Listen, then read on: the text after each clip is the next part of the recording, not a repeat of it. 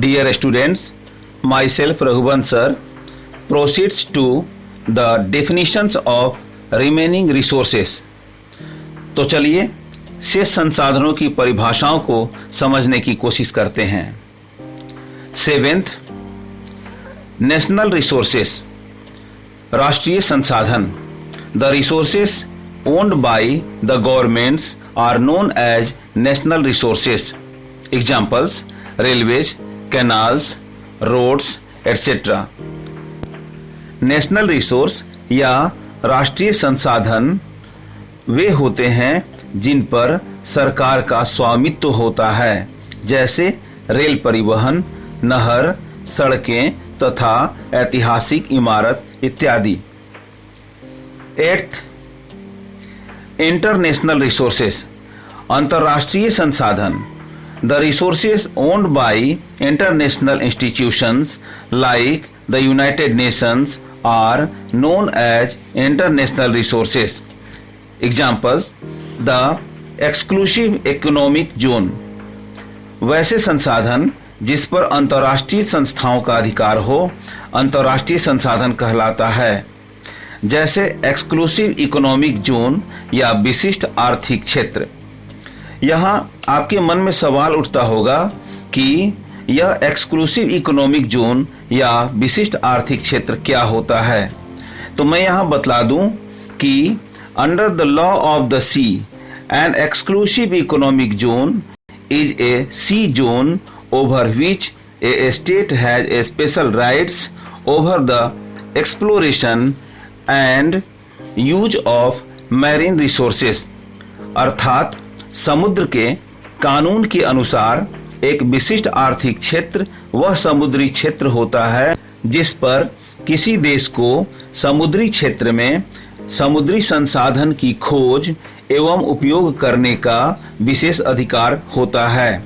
इस प्रकार किसी देश का एक्सक्लूसिव इकोनॉमिक जोन उस देश के समुद्री तट से 200 नॉटिकल माइल्स या 370 किलोमीटर दूर तक होता है।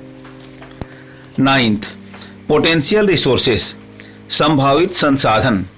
The resources which are found in a region but have not been utilised are known as potential resources. Examples: Rajasthan and Gujarat having enormous potential for the development of wind and solar energy. किसी क्षेत्र में पाए जाने वाले वैसे संसाधन जिसका उपयोग नहीं किया गया हो संभावित संसाधन कहते हैं, जैसे राजस्थान और गुजरात में प्रचुर मात्रा में उपलब्ध पवन एवं सौर ऊर्जा।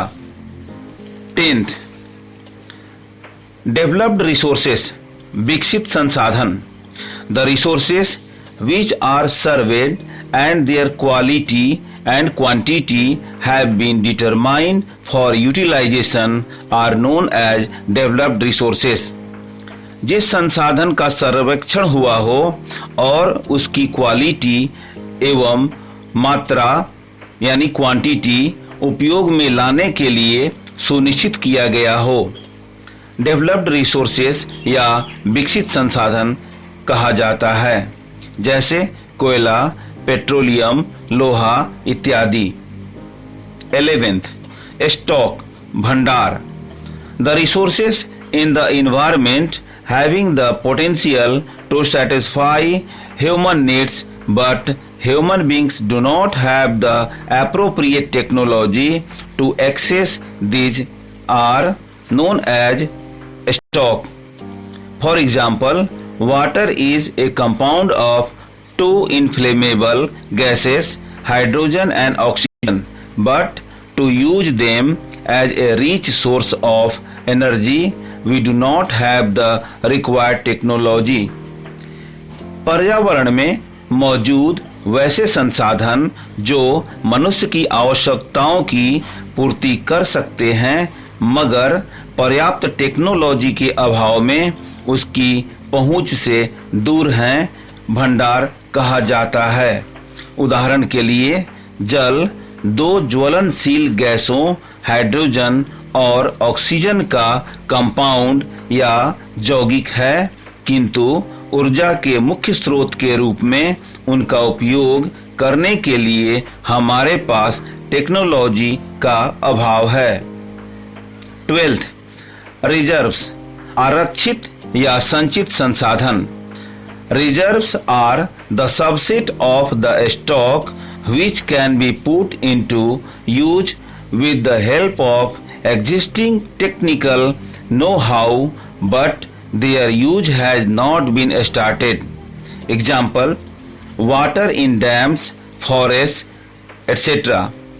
आरक्षित संसाधन भंडार का ही हिस्सा है जिसे उपलब्ध तकनीकी ज्ञान की सहायता से उपयोग में लाया जा सकता है, परंतु इसका उपयोग शुरू नहीं हुआ है।